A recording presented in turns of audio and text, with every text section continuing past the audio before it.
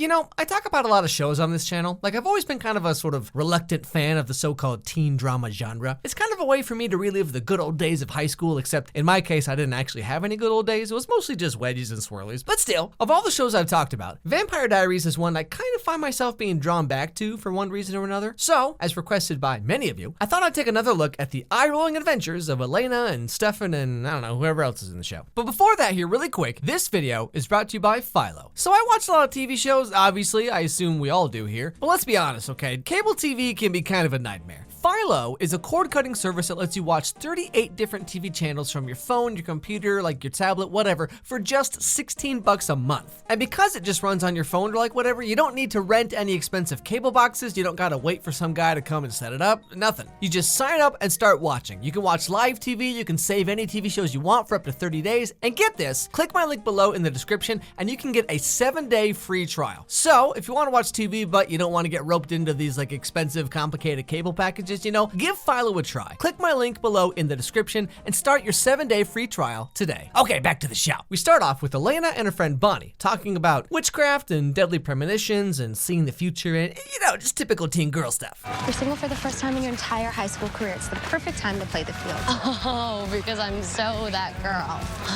Seriously, what are you not saying? It's stupid. Bonnie, what? Spit it out.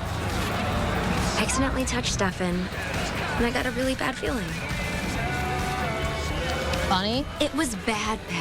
I know, it's fine. He just doesn't believe in taking showers. You see, he says if he puts on enough Axe body spray, it's basically the same thing. Don't worry about it. Later, Stefan meets up with Elena and they talk about, well, let's be honest, probably nothing. Then we wipe to Tyler, who's friends with Elena's ex-boyfriend and doesn't like Stefan for no particular reason. So he does the typical cool high school guy thing and throws a football at Stefan to do what exactly? I'm not really sure. Like, embarrass him, I guess? Finally got your email. I don't know what are you doing? Ty, don't.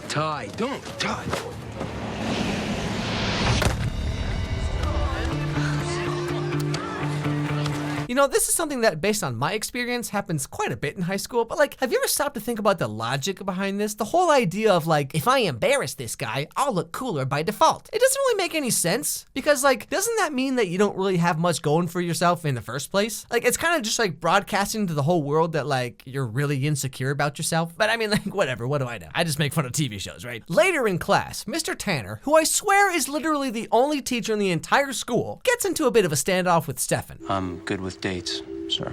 Are you? Civil Rights Act. 1964.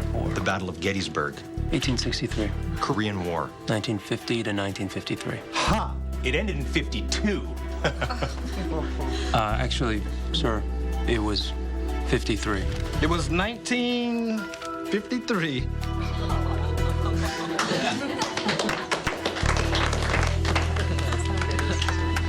Okay, let me just get this straight here. Stefan, the loner kid, answers every question right. He knows the date for everything. Just the whole textbook memorized, total nerd. And he's cool? What kind of high school is this? I mean, one time I showed this girl that I could name all original 151 Pokemon alphabetically, and would you believe that all she said to me was, "How did you get this number?" Can you believe that?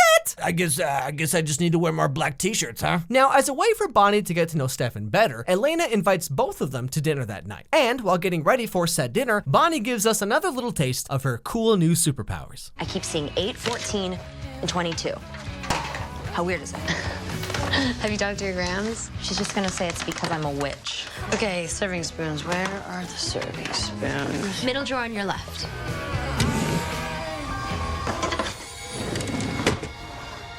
Birthday candles.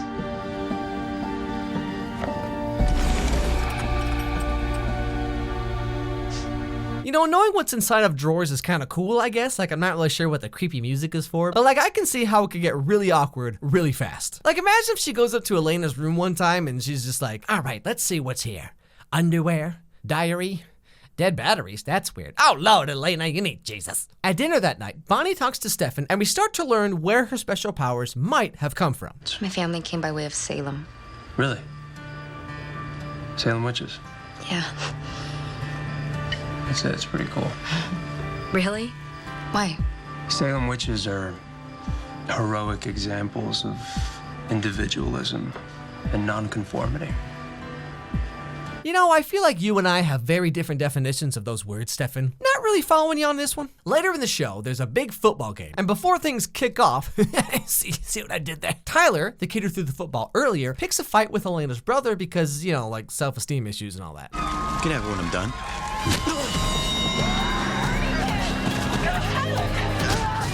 He's down. Enough. Jeremy, no! What the hell, Jeremy? Oh my God, your hand. No, it's fine. Is it deep? How bad is it? Come on. After seeing Stefan's hand magically heal, Elena starts to feel a little uneasy about him. So she goes to talk to Bonnie again about what her witch powers told her about Stefan earlier in the show. Can I ask you a question and you give me a really serious, no-joke response? Of course, what is it? The bad mojo. When you touched Stefan and you had that reaction. You know what? Forget I said that. Your little dinner party plot totally won me over. Did you see something, or? When I touched Stefan, it was a feeling. And it vibrated through me, and it was cold. It was death. It's what I imagined death to be like. Yeah, like I said, too much Axe body spray can do weird things to you. But it doesn't have to be that way. If you or someone you know is using too much Axe body spray, you're not alone. Like seriously, every high school has like 50 kids like this. It's an epidemic, I tell you. But don't wait. Get help. Take a shower. Get your life together and start over today. Axe body spray.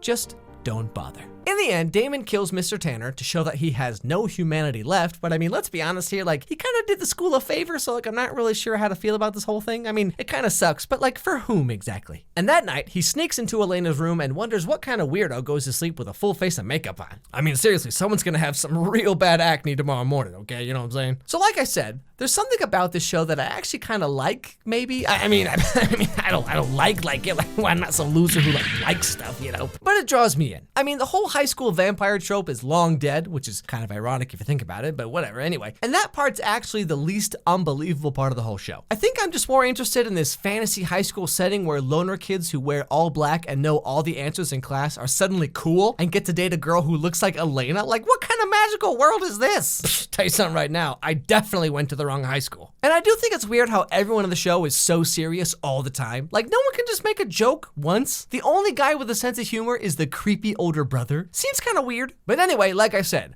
I'm kind of a sucker for these kind of shows, so I'm sure I'll be back soon.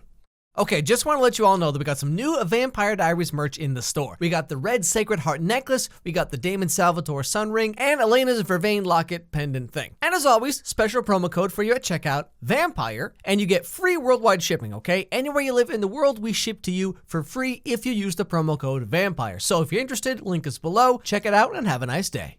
Hey everybody, thanks so much for watching. So one of the things that I try and work on with these videos is like, I mean, obviously they're animated videos, right? So I try to work on animation, try to work on my drawing technique, which I think has improved quite a bit since I started. You know, I'm always trying to get better every time. I know I'm not as good as some other people, but you know, I try. But it's also like, I mean, these videos are sort of reactions or critiques or whatever of like TV shows and movies. And so in a lot of ways, that's the main focus, but also it's like, I kind of feel like I should be working really hard to make the animation good. Like what I've been doing in this video, I don't know if you noticed or not. I know some people just listen to these videos and that's fine. One of the things I worked on is doing like animation techniques to, I don't know, to make things look better. Like I've been adding in smear frames, which I know that some people in like the animation community don't like those for some reason, but like, you know, it's just like a one-man show. I put out videos every week that are animated. You know, it's like I got to use every shortcut I can, but it's like adding in these like new techniques like smear frames, things like that. You know, it's like I try to make the animation really good as well, but I also know that a lot of people just listen to these videos. So it's like, does it even matter what the animation is or like the graphical, you know, fidelity or whatever? Like, should I really just focus on making the critiques funny and interesting? Like, should that be the main focus? Like, so, you know, I'm kind of in this spot where I try to balance them out, but sometimes I wonder like how much effort I should put into one versus the other.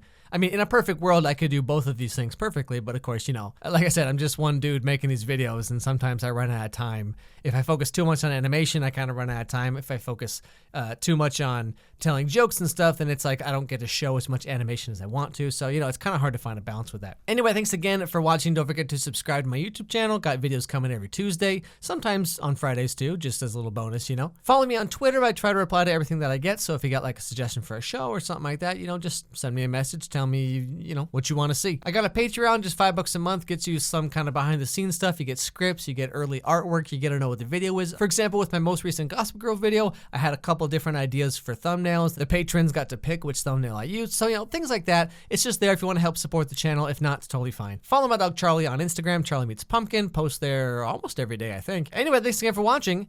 Hope you all have a good day, and I'll see you all next time.